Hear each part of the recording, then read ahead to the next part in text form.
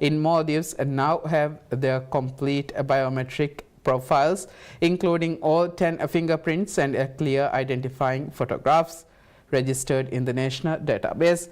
This represents a dramatic improvement from the situation just over a year ago, when merely 13% of such workers had provided biometric information as of 17th November 2023. The dramatic increase demonstrates the effectiveness of the ongoing registration drive and the government's commitment to establishing a comprehensive monitoring system for the foreign population. Operation Kurangi, implemented through partnerships with local island councils, has established biometric collection centers across the archipelago to systematically gather and verify information on all foreigners residing in the Maldives. The Minister of Homeland Security, Labour and Technology has emphasized that this data collection efforts will serve as the foundation for compiling a main register of foreigners living in the country. The government is targeting a permanent solution to the illegal immigration challenge by April 2027. To date, authorities have already deported more than 6,700 individuals identified as staying in the country illegally.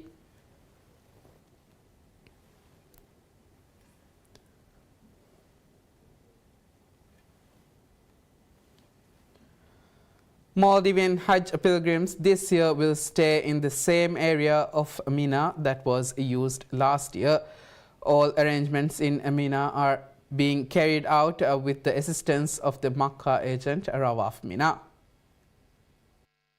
As part of preparations for the final arrangements in Mina, officials from the Maldives Hajj mission have met with Rawaf Mina and inspected the progress of work in the area. Mina is the place where pilgrims spend 4 days during the Hajj rituals, excluding the day of Arafat. The final stages of preparation in Mina are currently underway. Construction work related to tents and other service facilities have already been completed. Work is now focused on transporting the necessary equipment and supplies into the tent and finalizing the arrangements. The biggest change this year relates to toilet and catering facilities. Previously, Maldivian pilgrims in Mina used around 20 toilets. However, with the construction of an entirely new toilet building, the number has now been increased to more than 50. Separate toilet sections will also be available for men and women for greater convenience. Among the food service improvements this year, the kitchen facilities in Mina have been expanded and additional support facilities have been introduced to improve meal preparation arrangements. Those works have also been completed and efforts are now focused on bringing in the equipment and material needed for cooking. The area allocated for Maldivian pilgrims in Mina is a tent zone built along a main road, making travel easier and more convenient. It is also considered a convenient location for pilgrims traveling to Jamarat. In addition, from certain points near the tents where Maldivians are staying in Mina, shaded pathways leading towards Jamarat will also be accessible. The Bank of Maldives, BML, unequivocally refutes social media speculations suggesting that disclosure of sensitive customer data to Maldives immigration, an allegation that surfaced following the implementation of new restrictions on foreign transactions utilizing Maldivian rupiah cards. The institution moved to quash the rumors after identifying recurring instances of fraudulent activity in which third parties exploited the cards of residents within the Maldives to conduct unauthorized international purchases. To mitigate this vulnerability, the bank collaborated with Maldives' immigration to establish a geographical restriction, effectively disabling international card use for clients physically present within the country. Mohammad Saeed, the spokesperson for the bank, clarified on the Raj Jamiyat program that while the transaction network is now interfaced with border control systems, the integration remains strictly operational. Under the revised protocol, the system adds a single metric to its automated verification, confirming whether the cardholder is officially recorded as being abroad. Saeed assured this location check functions without the exchange of biographical profiles. To support students studying overseas, the bank has instituted a 3-month grace period for parental cards, mandating that affected students eventually procure dedicated student cards. First Lady Sajida Mohammed announces that the Maldives is fundamentally pivoting its healthcare strategy toward a broader and a more resilient approach to respiratory care. The Maldives is prioritizing holistic well-being alongside emergency treatments, the First Lady underscored at a symposium marking World Asthma Day, noting that the condition remains as prevalent in the island nation as it is globally. While medical care continues to expand under the administration of President Dr. Mohammad Muiz, she noted that significant strategic initiatives are required to address environmental pollution, a primary catalyst for respiratory conditions. According to Dr. Muhammad Ismail, head of respiratory medicine at the Indira Gandhi Memorial Hospital, the urgency of this reform is underscored by the Maldives' global ranking of 99th in asthma prevalence. Ismail explained, securing appropriate medication remains a primary challenge as scarcity often delays outpatient treatments until hospital admission becomes unavoidable. To address these systematic hurdles, healthcare professionals are advocating for the international 2-in-1 clinical standard and issuing a collective appeal to elevate public understanding, aligning with this year's global theme of ensuring access to anti-inflammatory inhalers for everyone with asthma. First Lady Sajida Mohammed joins hundreds of participants in celebration of National Children's Day and Mother's Day at the SIFAMA Fun Run 2026, organized by the Maldives National Defence Force MNDF Family Association at the Hulumale Synthetic Track. The event marked a significant milestone for the annual gathering, drawing 1,050 participants, a substantial increase from the 400 runners who took part in last year's inaugural run. The First Lady expressed her honor at participating in this year's festivities, highlighting the growing significance of the community initiative within Maldivian society. The SIFAMA Fun Run 2026 featured 2 distinct races throughout the day, with the 10-kilometer run held in the morning session and the 5-kilometer run taking place in the evening. This year's event represented a notable expansion from its original format, as the run was previously exclusive to families of MNDF personnel before opening its doors to the general public based on the overwhelming positive response from the previous edition. SIFAMA, the civil society organization behind the event, is officially registered with the government and operates with the primary objective of supporting MNDF personnel and their families. The association serves as a unifying body representing the friendly and strong families connected to the MNDF, fostering camaraderie and providing valuable support networks within the military community. Minister of Climate Change, Environment and Energy Ali Sharif urges all nations to intensify their collective efforts in combating climate change. The gathering of environmental leaders, Turkey's Road to COP31, Resilient Cities high-level meeting, provided a crucial platform for discussions on overcoming the challenges posed by the global climate crisis, while exploring pathways towards sustainable post-crisis recovery. During his address at the conference, Minister Ali Sharif emphasized the pressing need for international cooperation and innovative solutions to address climate change with the urgency it demands. The minister highlighted Maldives' unwavering commitment to supporting global climate initiatives and expressed the nation's full cooperation and backing for Turkey's leadership role in hosting the upcoming COP31 summit, which represents the largest environmental conference Turkey will convene this year. The high-level meeting also served as a diplomatic opportunity for bilateral engagements on climate priorities. On the sidelines of the conference, Minister Ali Sharif met with Anna Claudia, Executive Director of the United Nations Human Settlement Program, commonly known as UN Habitat. Their discussion centered on the inclusion of Maldives' proposals for climate change assistance within the Adaptation Fund, highlighting the ongoing efforts to secure financial support for vulnerable nations battling the effects of climate change. Minister Ali Sharif's diplomatic engagements extended further as he met with Brunei's Minister of Development, Muhammad Juanda. The two leaders discussed strengthening cooperation across priority areas as both nations prepare for the forthcoming COP summit, identifying key areas where bilateral collaboration could amplify their collective impact on global climate action. Additionally, Minister Ali Sharif held productive discussion with Bangladesh's Minister of Environment, Forest and Climate Change, Abdul Awal Mintu. Their meeting focused on regional cooperation mechanisms to address climate change and environmental challenges, with particular attention to collaborative strategies for overcoming the heightened risks that climate change poses to South Asian nations.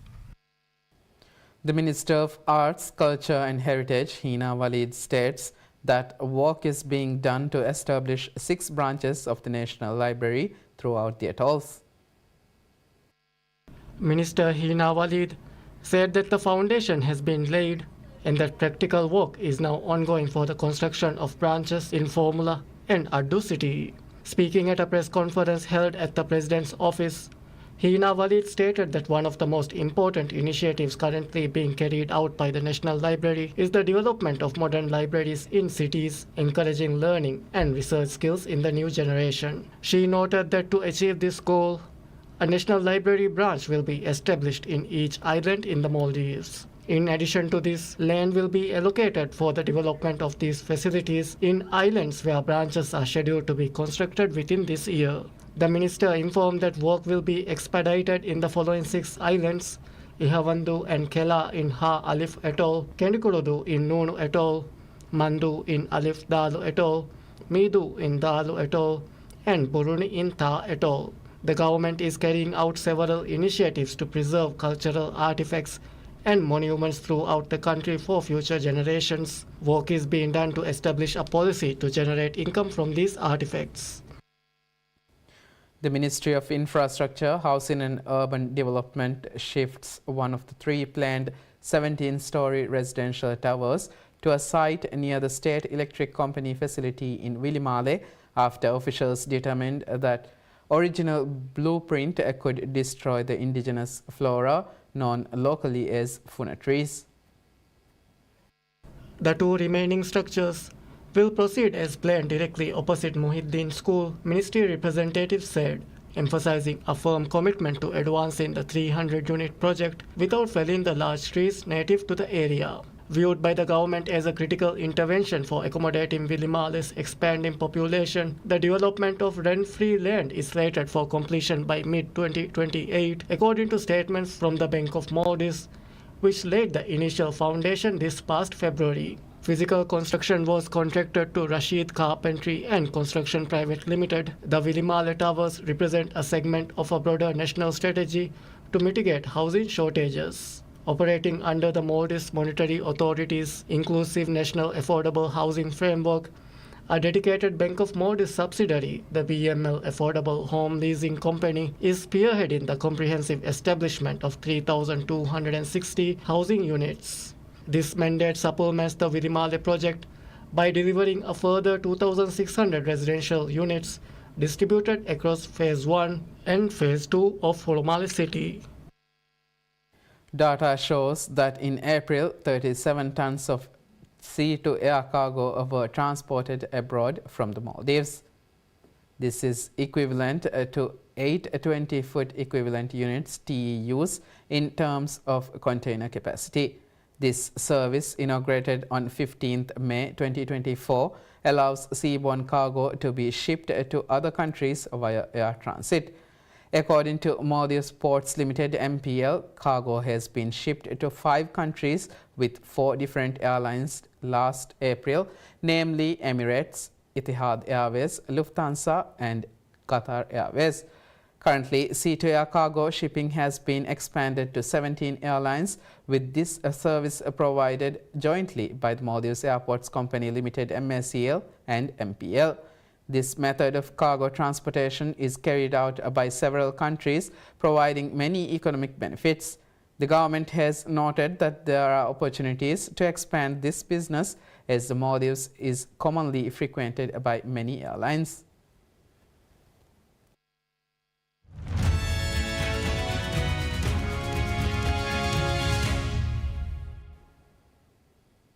A senior executive at Ryanair says that will close its operating base at Greece's Thessaloniki airport this winter after airport operator Fraport increased annual fees. Speaking to reporters in Athens, Ryanair's chief commercial officer Jason McGuinness said there was no progress in talks between the low-cost carrier and Fraport, which has increased charges for airlines operating at some Greek airports. It is commercially unviable to keep our Thessaloniki base open when the Fraport Greece monopoly won't even speak to us in terms of having a sensible discussion on charges, sit down with us, how can we grow Thessaloniki together, but they don't want to know. He also mentioned that the Iran crisis and the jet fuel increased prices didn't affect Ryanair. The Irish low-cost carrier currently bases 3 aircraft in Greece's second largest city and operates up to 33 daily flights. Local authorities and tourism bodies warned the withdrawal could significantly affect visitor numbers, hotels, and businesses across the wider region. McGuinness did not say if the move would lead to job cuts among the 100 people who work at the Thessaloniki base. He added the combined moves will result in the loss of 700,000 seats and 12 routes across Greece, and also the suspension of operations at Hania and Heraklion airports during off-peak months.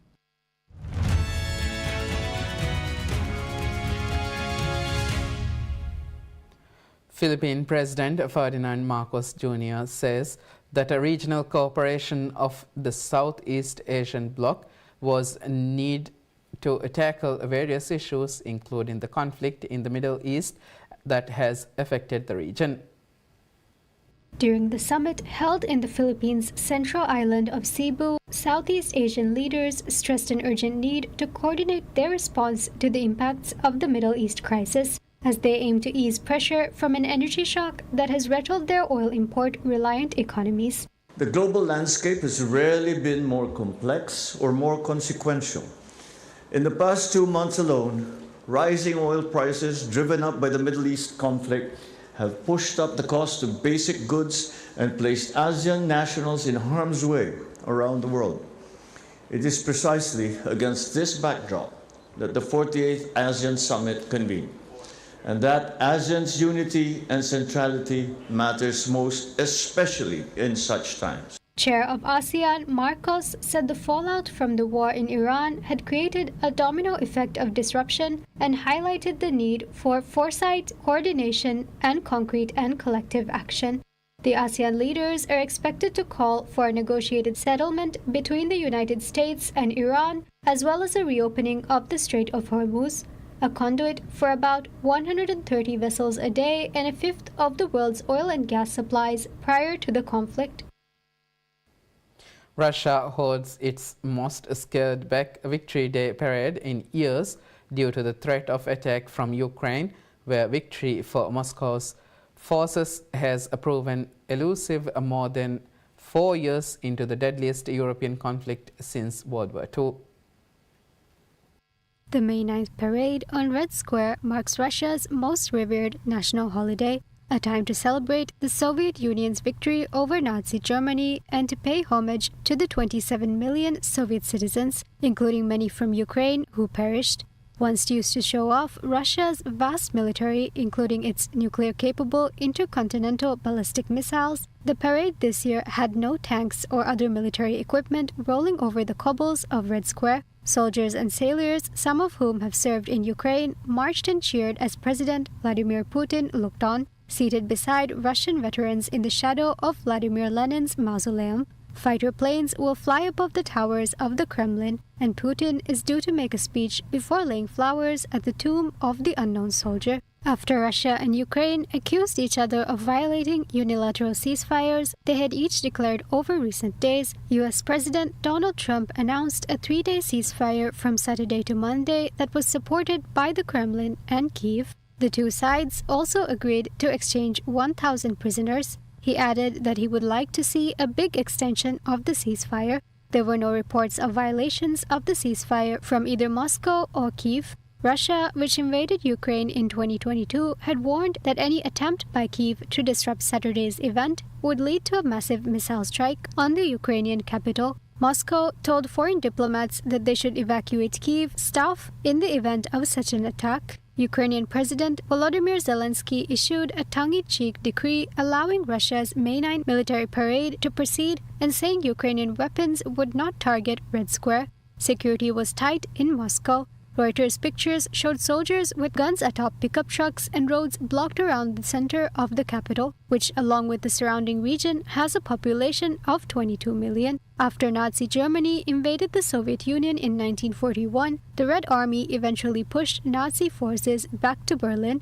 where Adolf Hitler killed himself, and the Red Soviet Victory banner was raised over the Reichstag in May 1945. Nazi Germany's unconditional surrender came into force at 11:01 p.m. on May 8, 1945, marked as Victory in Europe Day by Britain, the United States, and France. In Moscow, it was already May 9th, which became the Soviet Union's Victory Day in what Russians call the Great Patriotic War of 1941-45. But this year's parade comes amid a wave of anxiousness in Moscow about the ultimate outcome of the conflict in Ukraine. The war has killed hundreds of thousands of people, left swaths of Ukraine in ruins, and drained Russia's $3 trillion economy, while Russia's relations with Europe are worse than at any time since the depths of the Cold War.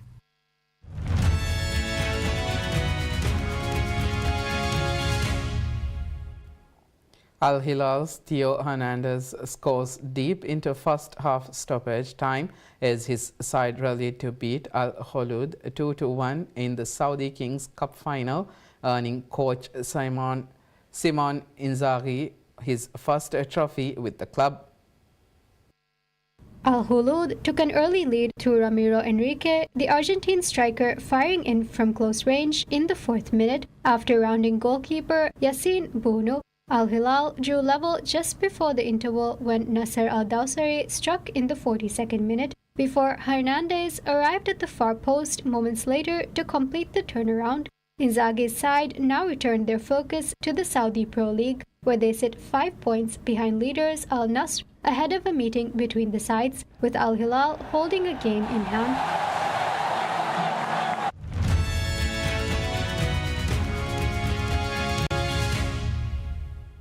Christie's Spring 20th and 21st Century Art Sales kicks off on Monday, May 18th, with more than 750 works spanning modern and contemporary art. The top lots are Jackson Pollock's explosive number 7A 1948 and Konstantin Brunkush's modern sculpture Danade, each estimated in the region of $100 million. Both come from the private collection of S.I. Newhouse, the late Condé Nast owner. Christie's says the 16-work group carries an aggregate low estimate of $450 million. Two top lots of the selection of 16 of sculpture by Brancusi, and the most important drip painting in private hands by Jackson Pollock. The estimate for each is around $100 million. There is no precedent at auction for this. The record is around half of what our current estimate is, but most of the works that have been offered have been a fraction of the size. And by fraction, I don't mean a half, I mean a tenth. Brunkushi's Danade from 1913 is being billed as one of the most important sculptures Christie's has offered, representing what Carter called the beginning of modern sculpture. Pollock's number 7A, 1948, spans 11 feet and comes from a period when the artist reinvented easel painting and essentially opened the door for artists for the next 50 years. Other highlights include works by Roy Lichtenstein, Pablo Picasso, Mark Rothko, Cy Twombly, and Gerhard Richter. Despite volatility in global markets and world events, Christie's said it is entering the season with great optimism, after what it called one of the strongest first quarters in the company's history. Christie's New York spring art sales run through May 21st. That concludes news for now. Thank you for watching PSM News. Have a good day.